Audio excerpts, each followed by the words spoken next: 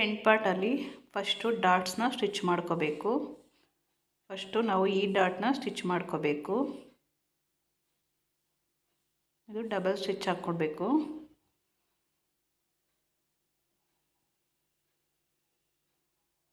ಹಾಗೆ ಈ ಡಾಟ್ನೂ ಸ್ಟಿಚ್ ಮಾಡ್ಕೋಬೇಕು.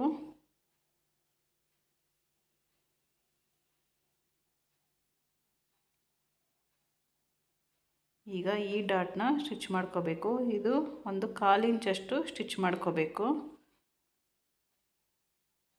ನಾವು ಡಾಟ್ಸ್ನ ಎಷ್ಟು ನೀಟಾಗಿ ನಾವು ಸ್ಟಿಚ್ ಮಾಡ್ಕೊತೀವೋ ಅಷ್ಟು ನೀಟಾಗಿ ಬ್ಲೌಸ್ ಫ್ರಂಟ್ ಪಾರ್ಟಲ್ಲಿ ನೀಟಾಗಿ ಬರುತ್ತೆ. ಮೇಯ್ನ್ ಇರೋದೇ ಡಾಟ್ಸು.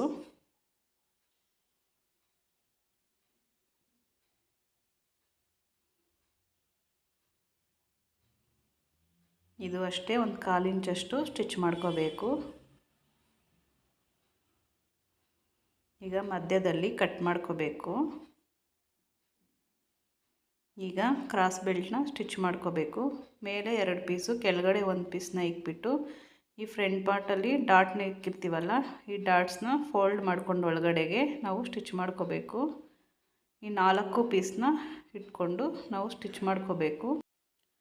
ಲೈನಿಂಗ್ ಬ್ಲೌಸ್ಗೆ ನಾವು ಲೈನಿಂಗ್ ಪೀಸ್ 2 ಹಾಕ್ತೀವಿ, ಮೇನ್ ಪೀಸ್ 1 ಹಾಕ್ತೀವಿ.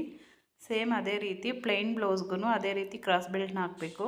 ಆವಾಗ ಕ್ರಾಸ್ ಬೆಲ್ಟು ನೀಟಾಗಿ ಕುತ್ಕೊಳ್ಳುತ್ತೆ. ಈಗ 1/2 ಇಂಚು ಒಳಗಡೆಗೆ ಫೋಲ್ಡ್ ಮಾಡಿಕೊಂಡು ನಾವು ಸ್ಟಿಚ್ ಮಾಡ್ಕೋಬೇಕು.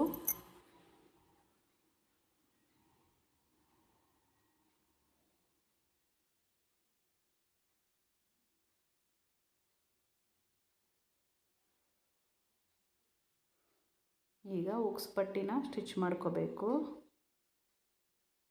ಕೆಳಗಡೆ 1/2 ಇಂಚು ಒಳಗಡೆಗೆ ಫೋಲ್ಡ್ ಮಾಡಿಬಿಟ್ಟು ಸ್ಟಿಚ್ ಮಾಡ್ಕೋಬೇಕು.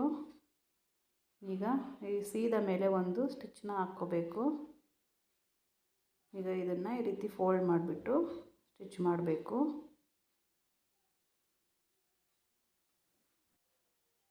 ಈಗ ಫ್ರಂಟ್ ಪಾರ್ಟ್ ಇನ್ನೊಂದು ಇರುತ್ತಲ್ವ, ಅದಕ್ಕೂ ಕ್ರಾಸ್ ಬೆಲ್ಟ್ನ ನಾವು ಜಾಯಿನ್ ಮಾಡ್ಕೋಬೇಕು.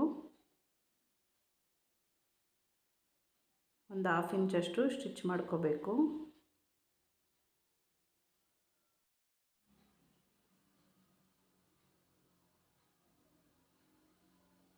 ಈಗ ಈ ರೀತಿ ತಗೊಂಡು ಸೀದಾ ಮೇಲೆ ಒಂದು ಸ್ಟಿಚ್ನ ಹಾಕ್ಕೋಬೇಕು.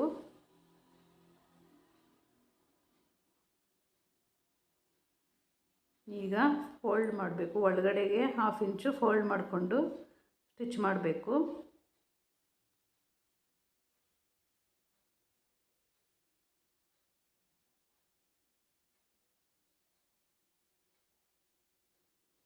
ಈ ಎಕ್ಸ್ಟ್ರಾ ಪೀಸ್ನ ಕಟ್ ಮಾಡ್ಕೋಬೇಕು.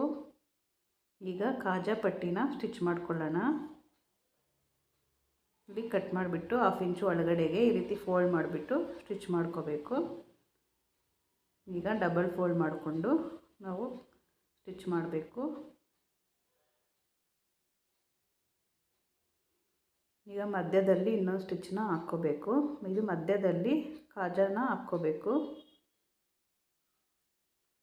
ಫ್ರಂಟ್ ಪಾರ್ಟ್ ಎರಡನ್ನೂ ಈ ರೀತಿ ಇಕ್ಬಿಟ್ಟು ನೋಡಬೇಕು, ಮೇಲೆ ಕೆಳಗಡೆ ಇದ್ದರೆ ಎಕ್ಸ್ಟ್ರಾ ಪೀಸ್ನ ಕಟ್ ಮಾಡ್ಕೋಬೇಕು.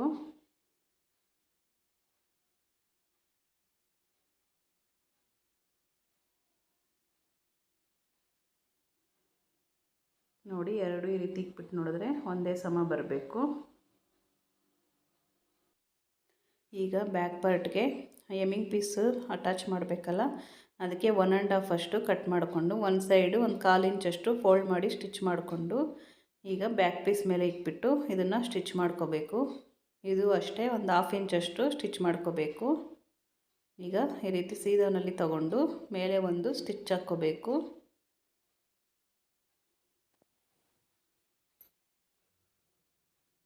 ಈಗ ಬ್ಯಾಕ್ ಟಕ್ಸ್ನ ಸ್ಟಿಚ್ ಮಾಡ್ಕೋಬೇಕು. ಇದು ಈ ರೀತಿ ಇಟ್ಕೊಂಡು ಒಂದು 1/2 ಇಂಚಷ್ಟು ಈ ರೀತಿ ಇಟ್ಕೊಂಡು ಸ್ಟಿಚ್ ಮಾಡ್ಕೋಬೇಕು. ಉದ್ದ 4 ಇಂಚಷ್ಟು ಸ್ಟಿಚ್ ಮಾಡ್ಕೋಬೇಕು.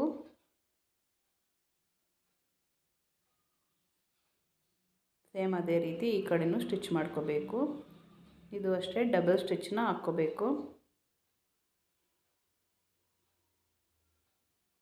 ಈಗ ಫ್ರಂಟು ಮತ್ತು ಬ್ಯಾಕ್ ಪಾರ್ಟ್ನ ಇಟ್ಬಿಟ್ಟು ಶೋಲ್ಡರ್ ಜಾಯಿಂಟ್ ಮಾಡ್ಕೋಬೇಕು.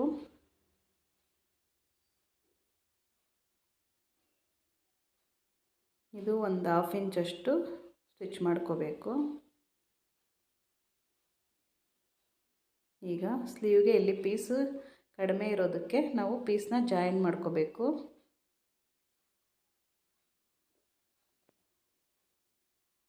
ಈಗ ಸೀದಾ ಮೇಲೆ ಒಂದು ಸ್ಟಿಚ್ನ ಹಾಕ್ಕೋಬೇಕು.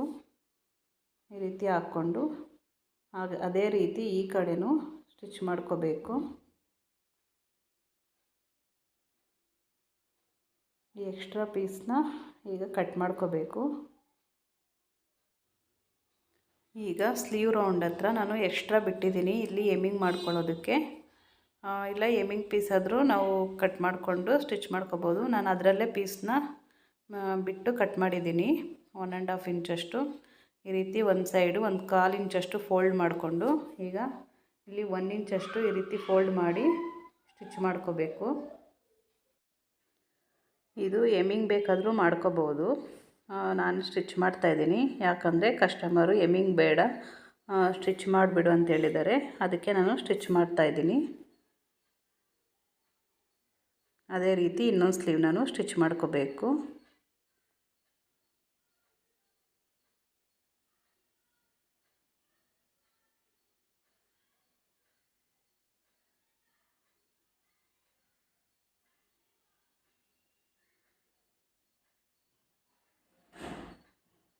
ಈಗ ಶೋಲ್ಡರ್ ಜಾಯಿಂಟ್ ಮಾಡಿದ್ಮೇಲೆ ಈ ರೀತಿ ಇಟ್ಬಿಟ್ಟು ನೋಡಬೇಕು ಸ್ಲೀವ್ ಕರೆಕ್ಟಾಗಿ ಸರಿ ಹೋಗುತ್ತಾ ಇಲ್ವೋ ಅಂತ ಒಂದು ಸರಿ ಚೆಕ್ ಮಾಡ್ಕೋಬೇಕು. ಈಗ ಸ್ಲೀವ್ನ ಜಾಯಿನ್ ಮಾಡ್ಕೋಬೇಕು. ಸ್ಲೀವಲ್ಲಿ ನಾವು ಟಕ್ ಸಿಕ್ಕಿರ್ತೀವಲ್ಲ, ಅದು ಶೋಲ್ಡರ್ ಜಾಯಿಂಟ್ ಮಾಡಿರ್ತೀವಲ್ಲ ಅದ್ರ ಮೇಲೆ ಇಟ್ಬಿಟ್ಟು ನಾವು ಸ್ಲೀವ್ನ ಜಾಯಿನ್ ಮಾಡ್ಕೋಬೇಕು. ಈ ರೀತಿ ಕರೆಕ್ಟಾಗಿ ಕೆಳಗಡೆ ಇರೋ ಪಾರ್ಟು ಮತ್ತು ಸ್ಲೀವ್ನ ಒಂದೇ ಸಮ ಇಟ್ಕೊಂಡು ಒಂದು 1/2 ಇಂಚಷ್ಟು ಸ್ಟಿಚ್ ಮಾಡ್ಕೊತಾ ಬರಬೇಕು. ಈಗ ಮತ್ತೆ ಈ ಕಡೆಯಿಂದನೇ ಸ್ಟಿಚ್ ಮಾಡ್ಕೋಬೇಕು. ಮೇಲೆ ಶೋಲ್ಡರ್ ಹತ್ರದಿಂದನೇ ನಾವು ಸ್ಲೀವ್ನ ಜಾಯಿನ್ ಮಾಡ್ಕೊತಾ ಬರಬೇಕು. ನಾವು ಯಾವತ್ತೇ ಆಗಲಿ ಸ್ಟಾರ್ಟಿಂಗಿಂದ ಜಾಯಿನ್ ಮಾಡೋಕ್ಕೆ ಹೋದರೆ ಹೆಚ್ಚು ಕಡಿಮೆ ಬರುತ್ತೆ. ಈ ರೀತಿ ಜಾಯಿನ್ ಮಾಡಿಕೊಂಡ್ರೆ ನೀಟಾಗಿ ಬರುತ್ತೆ. ಎಕ್ಸ್ಟ್ರಾ ಪೀಸ್ ಇದ್ದರೆ ಕಟ್ ಮಾಡ್ಕೋಬೋದು. ಇದು ಒಂದು 1/2 ಇಂಚಷ್ಟೇ ಸ್ಟಿಚ್ ಮಾಡ್ಕೋಬೇಕು.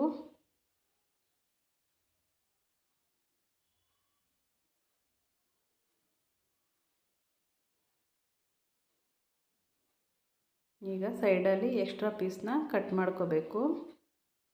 ಎಕ್ಸ್ಟ್ರಾ ಪೀಸ್ನ ಕಟ್ ಮಾಡ್ಕೊಂಡಾದಮೇಲೆ ಸೈಡಲ್ಲಿ ಜಾಯಿನ್ ಮಾಡಬೇಕು. ಸೀದಾನಲ್ಲಿ ಫಸ್ಟು ಸೈಡ್ ಜಾಯಿನ್ ಮಾಡಬೇಕು.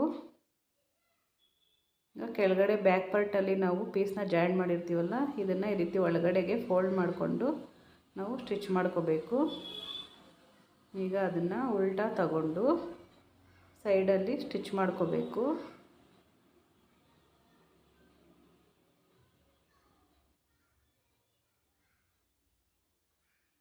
ಈಗ ಸ್ಲೀವ್ ರೌಂಡ್ ಎಷ್ಟಿದೆ ಅಂತ ನೋಡಿಕೊಂಡು ಸ್ಲೀವ್ ರೌಂಡ್ ಹತ್ರ ಕರೆಕ್ಟಾಗಿ ಇಟ್ಕೊಂಡು ನಾವು ಒಂದು ಮಾರ್ಕ್ ಮಾಡ್ಕೋಬೇಕು. ಮಾರ್ಕ್ ಮಾಡಿಕೊಂಡು ಸ್ವಲ್ಪ ರಫ್ ಮಾಡಿಕೊಂಡು ಸ್ಟಿಚ್ ಮಾಡಬೇಕು. ಈಗ ಶೋಲ್ಡರ್ ಹತ್ರದಿಂದ ಇಟ್ಕೊಂಡು ಈ ರೀತಿ ನೋಡ್ಕೋಬೇಕು ಎಲ್ಲಿಗೆ ಬರುತ್ತೆ ಅಂದ್ಬಿಟ್ಟು ಮಾರ್ಕ್ ಮಾಡಿಕೊಂಡು ನಾವು ಸ್ಟಿಚ್ ಹಾಕ್ಕೊತಾ ಹೋಗಬೇಕು.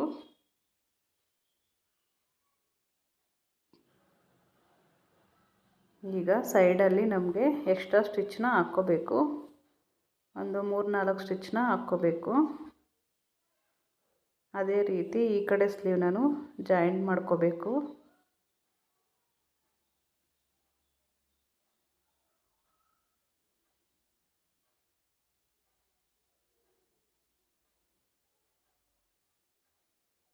ಈ ಕಡೆ ಸೈಡಲ್ಲೂ ಅಷ್ಟೇ ನಮಗೆ ಒಂದು 3-4 ಸ್ಟಿಚ್ನ ಹಾಕ್ಕೋಬೇಕು.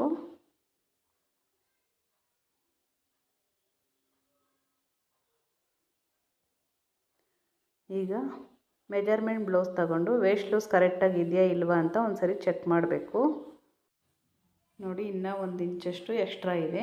ಇಲ್ಲಿ ಒಂದು 1/2 ಇಂಚಷ್ಟು ಸ್ಟಿಚ್ ಮಾಡ್ಕೋಬೇಕು.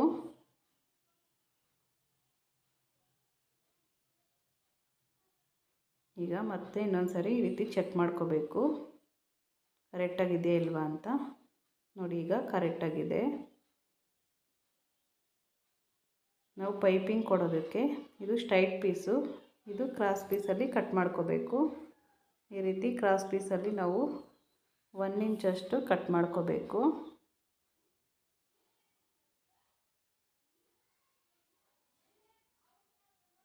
ಯಾವಾಗಲೂ ಅಷ್ಟೇ ನಾವು ಪೈಪಿಂಗ್ ಕೊಡಬೇಕಾದ್ರೆ ಕ್ರಾಸ್ ಪೀಸಲ್ಲೇ ನಾವು ಕೊಡಬೇಕು. ಕ್ರಾಸ್ ಪೀಸ್ನ ಕಟ್ ಮಾಡಿಕೊಂಡು ಈ ಥರ ಜಾಯಿಂಟ್ ಮಾಡ್ಕೋಬೇಕು. ಎಲ್ಲ ಪೀಸ್ನ ಜಾಯಿಂಟ್ ಮಾಡ್ಕೋಬೇಕು.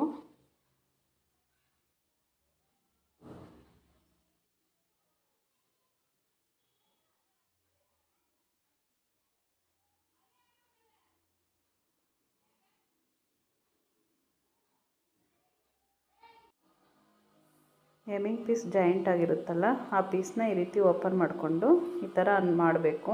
ಆವಾಗ ನೀಟಾಗಿ ಬರುತ್ತೆ ಪೈಪಿಂಗು. ಈಗ ಇಲ್ಲಿ ಒಂದು 1/4 ಇಂಚಷ್ಟು ಫೋಲ್ಡ್ ಮಾಡಿಕೊಂಡು ಸ್ಟಿಚ್ ಮಾಡ್ಕೋಬೇಕು. ಇದು ಉಲ್ಟಾನಲ್ಲಿ ನಾವು ಸ್ಟಿಚ್ ಮಾಡ್ಕೋಬೇಕು. ಪೀಸ್ ಜಾಯಿಂಟ್ ಮಾಡಿರ್ತೀವಲ್ಲ ಆ ಕಡೆ ಸ್ಟಿಚ್ ಮಾಡ್ಕೋಬೇಕು.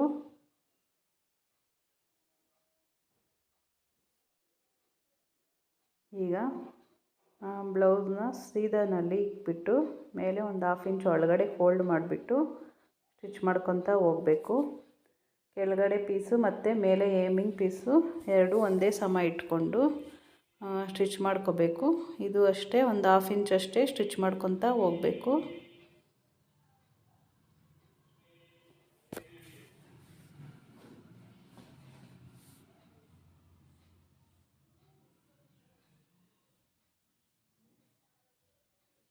ರೌಂಡ್ ಹತ್ರ ಎಲ್ಲ ಸ್ವಲ್ಪ ತಿರುಗಿಸ್ಕೊಂಡು ನೀಟಾಗಿ ನಿಧಾನಕ್ಕೆ ಸ್ಟಿಚ್ ಮಾಡ್ಕೊತಾ ಹೋಗಬೇಕು.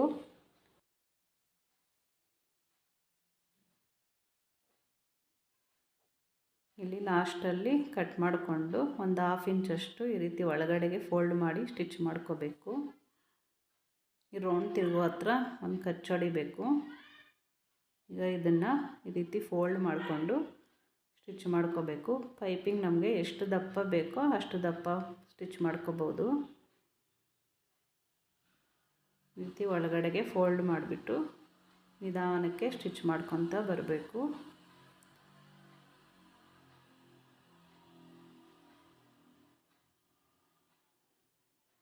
ಈ ರೀತಿ ಪೈಪಿಂಗ್ ಕಲ್ತ್ಕೊಂಡ್ರೆ ಥ್ರೆಡ್ ಪೈಪಿಂಗಿಂತ ಈಸಿಯಾಗಿರುತ್ತೆ ಇದು. ಹಾಗೆ ನೋಡೋಕ್ಕೂ ನೀಟಾಗಿರುತ್ತೆ. ಪೈಪಿಂಗ್ಗೆ ಆಪೋಸಿಟ್ ಕಲರ್ ಕೊಟ್ಟರೆ ಇನ್ನು ನೋಡೋದಕ್ಕೆ ತುಂಬ ಚೆನ್ನಾಗಿರುತ್ತೆ. ಇದು ಪ್ಲೈನ್ ಬ್ಲೌಸ್ ಆಗಿರೋದ್ರಿಂದ ನಾನು ಅದರಲ್ಲೇ ಕೊಡ್ತಾಯಿದ್ದೀನಿ. ಲೈನಿಂಗ್ ಬ್ಲೌಸ್ ಆದರೆ ಸ್ಯಾರಿ ಕಲರ್ ಯಾವ್ದು ಬರುತ್ತೋ ಅದನ್ನು ಪೈಪಿಂಗ್ ಕೊಟ್ಟರೆ ತುಂಬ ಚೆನ್ನಾಗಿ ಕಾಣಿಸುತ್ತೆ.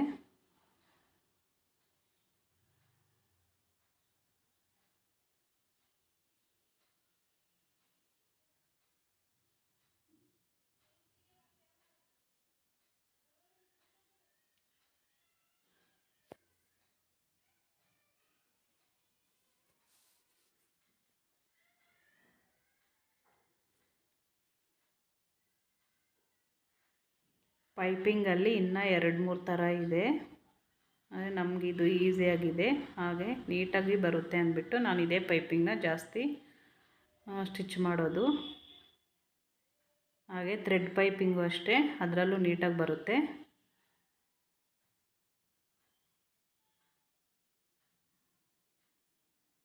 ಈಗ ಕೊನೆಯಲ್ಲಿ ಈ ರೀತಿ ಫೋಲ್ಡ್ ಮಾಡಿ ಸ್ಟಿಚ್ ಮಾಡ್ಕೋಬೇಕು. ನೋಡಿ ಫ್ರೆಂಡ್ಸ್, ಪೈಪಿಂಗ್ ಎಷ್ಟು ನೀಟಾಗಿ ಬಂದಿದೆ ಅಂತ.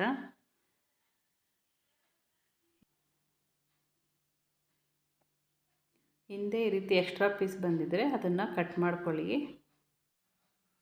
ಇಷ್ಟೇ ಫ್ರೆಂಡ್ಸ್, ಪ್ಲೈನ್ ಬ್ಲೌಸ್ ಸ್ಟಿಚ್ ಮಾಡೋದು. ನನ್ನ ವಿಡಿಯೋ ಫಸ್ಟ್ ಟೈಮ್ ನೋಡ್ತಾ ಇದ್ದರೆ ನನ್ನ ಚಾನಲನ್ನು ಸಬ್ಸ್ಕ್ರೈಬ್ ಮಾಡ್ಕೊಳ್ಳಿ. ಹಾಗೆ ಲೈಕ್ ಮಾಡಿ, ಶೇರ್ ಮಾಡಿ, ಕಮೆಂಟ್ ಮಾಡಿ.